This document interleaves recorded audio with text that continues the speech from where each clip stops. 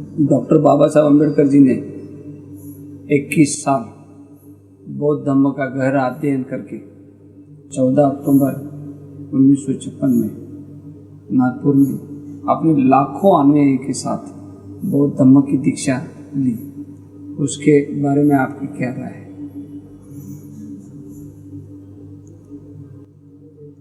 बहुत महत्वपूर्ण काम किया, ऐतिहासिक काम किया। लाखों की संख्या में, बल्कि कहें करोड़ों की संख्या में समाज का एक ऐसा अंग जिसे सदियों से, सहस्त्राब्दियों से दबाया ही दबाया गया, इस व्यक्ति ने उन्हें ऊपर उठाया, उनमें स्वाभिमान जगाया, उनकी हीन भावना दूर की, स्वावलंबी बनाया। साधारण बात नहीं है। बाबा साहब जैसा ही कोई सबल व्यक्ति ये काम कर सकता था, दूसरा कोई नहीं कर सकता। इसके लिए बाबा साहब के प्रति कोई भी समझदार व्यक्ति होगा तो उसके मन में श्रद्धा का भाव जागेगा, गौरव का भाव जागेगा। सारे विश्व के लिए बहुत बड़ी बात हुई, भारत के लिए हुई सो तो हुई, सारे विश्व के लिए बहुत बड़ी बात हुई।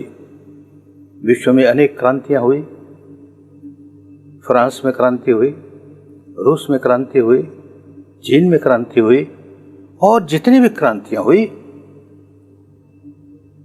उनका फल आया। लेकिन एक भी क्रांति ऐसी नहीं हुई जिसमें लोगों का रक्तपात न हुआ हो, जिसमें खून खराबा न हुआ हो। ये एक ऐसा व्यक्ति, संसार को इसने बताया कि बिना रक्तपात किए, बिना खून खराबा किए इतनी बड़ी क्रांति लाई जा सकती है, जो ऐतिहासिक क्रांति है।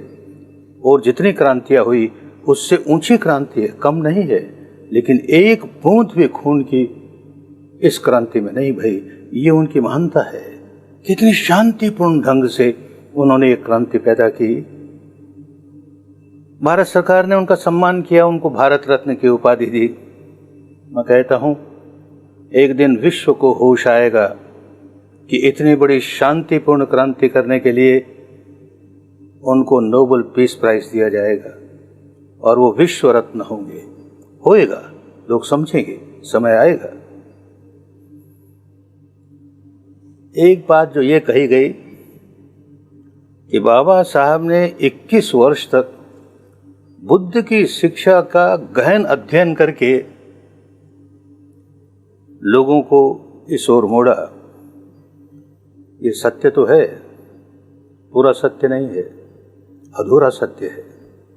बाबा साहब जैसा मेधावी व्यक्ति, अध्ययनशील व्यक्ति भारत का कोई दूसरा राजनेता इस पीढ़ी का, पिछली पीढ़ी का उनके जितना शिक्षित नहीं, एक भी नहीं हुआ।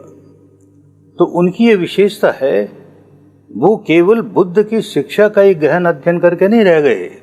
उन्होंने भारत की और भारत के बाहर की धर्म के नाम पर जितने संप्रदाय थे उनकी सबकी शिक्षाओं का गहन अध्ययन किया, विस्तृत अध्ययन किया, और फिर अपनी पैनी तुलनात्मक दृष्टि से देखा, यही सबसे अच्छा है। बुद्ध की शिक्षा ही सर्वोपरि है, यही सर्वश्रेष्ठ है। तब चुनाव किया। केवल एक इसी का अध्ययन करके चुनाव कैद कर दिया, ऐसा नहीं। अनेकों का अध्ययन करके फिर निर्णय किया कि यही रास्ता सबके लिए सबसे अच्छा है।